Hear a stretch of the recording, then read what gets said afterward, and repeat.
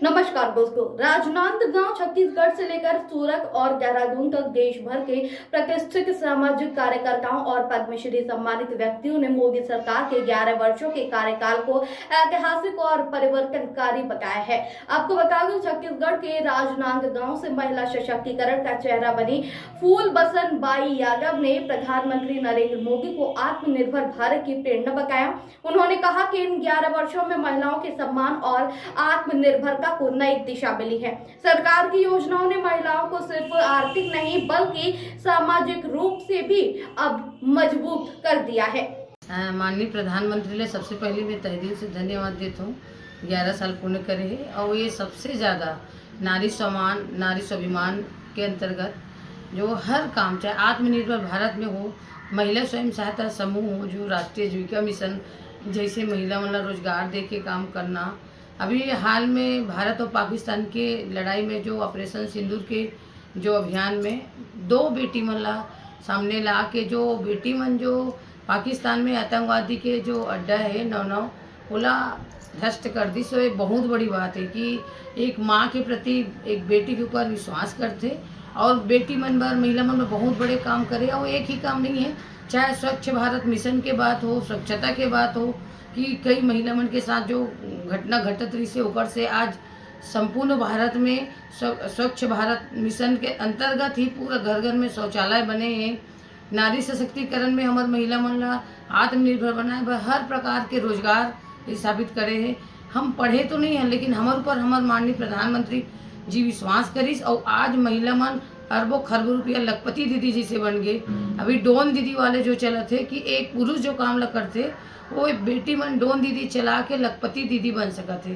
तो ये बहुत बड़े 11 साल में और अनेकों काल है। जैसे डिजिटल इंडिया वो में भी बहुत सारा काम है जेला हम घंटों 2 घंटा 2 4 8 दिन लगते, वो 2 मिनट में हमारे महिला मन भी काम करते।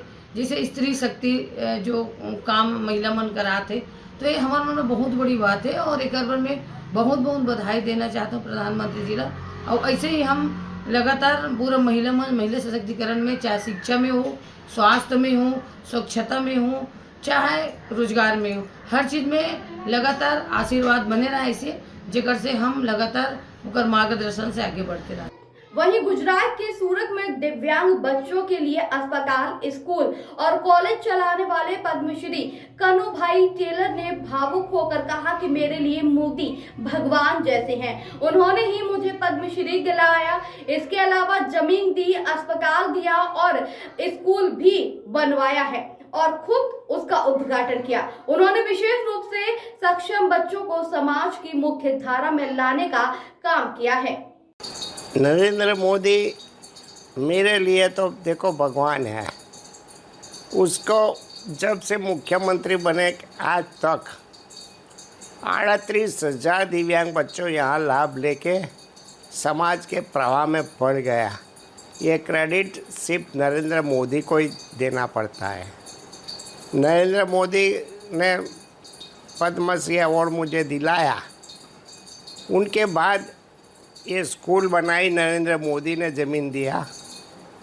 उनके बाद हॉस्पिटल दिव्यांगों की बनाई, उनका भी उद्घाटन उसने किया। नरेंद्र मोदी ने मुझे बोला कि कन्नू भाई बच्चों को पढ़ाओ, दिव्यांग बच्चों को, तो यहाँ BCA कॉलेज दिव्यांग बच्चों के लिए तैयार की और यूनिवर्सिटी ने मान्यता दिया। और मुझे खुशी होती है कि समग्र भारत में दिव्यांगों के लिए ओल्ड एज होम नहीं है, कोई रखते ही नहीं है। इसके लिए रेलवे स्टेशन पे, बगीचा पर, फुटपाथ पे दिव्यांग भीख मांगते हैं, फिर वहाँ ही मर जाते हैं 4-5 दिन। ये लावारिस लाश रहती है, फिर पुलिस उनको ले जाती है। तो मैंने नर्मदा नदी के किनारे उचड़िया गांव भरूच में एक दिव्यांगों का एक ओल्ड एज होम मैं बना रहा हूँ। उसमें 250 दिव्यांग भिखारी जैसे हैं जो चल नहीं सकते हैं, वो लोग ही रहेंगे। एक रिसोर्ट बना रहा हूँ, वो रिसोर्ट में अंदाजे 20 करोड़ का खर्चा है।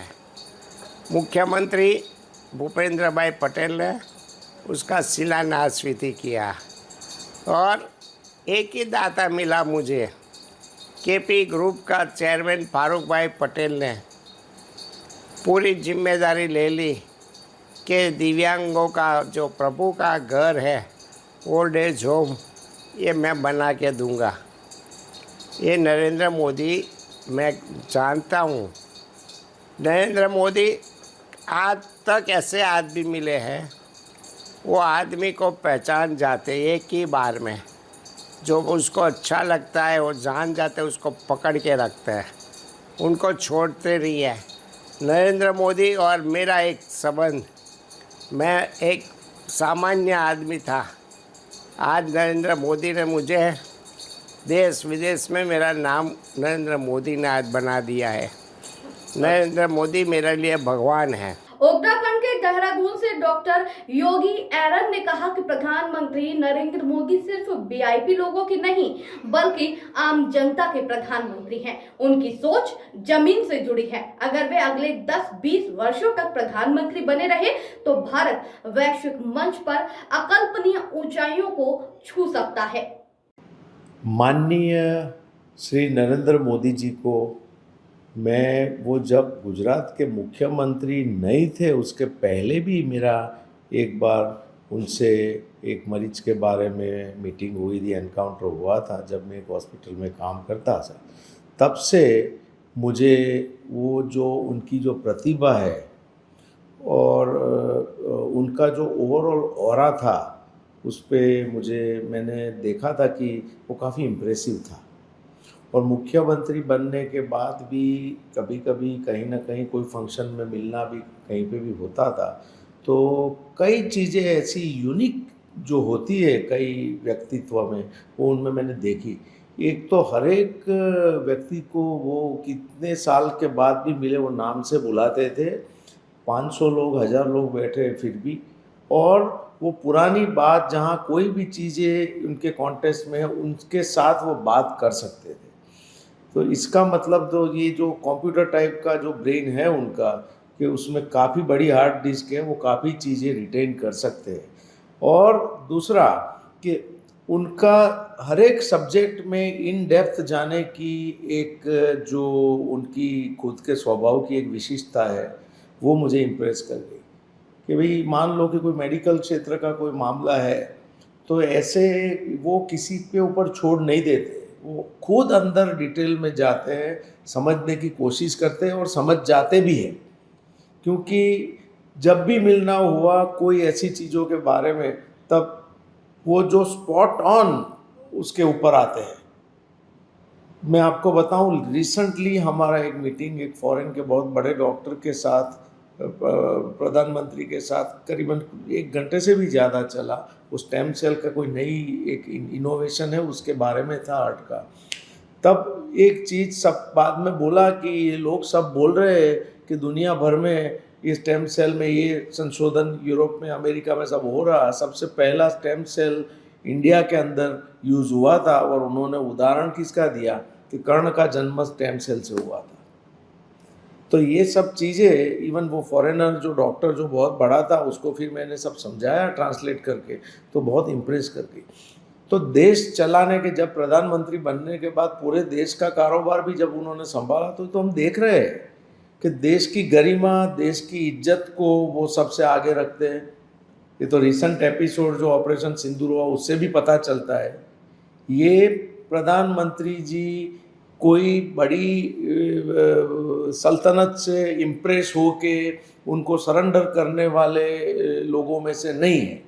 इन तीनों पद्मश्री सम्मानितों के विचार दर्शाते हैं कि मोदी सरकार की नीतियां समाज के जमीनी स्तर तक सकारात्मक प्रभाव डाल रही हैं। 11 साल के इस कार्यकाल ने आत्मनिर्भर भारत की नींव को और सुदृढ़ कर दिया है। आपकी इस पर क्या राय है, कमेंट में हमें जरूर बताएं। ऐसे ही लेटेस्ट अपडेट के लिए हमारे चैनल रॉयल बुलेटिन को लाइक, शेयर और सब्सक्राइब करना ना भूलें।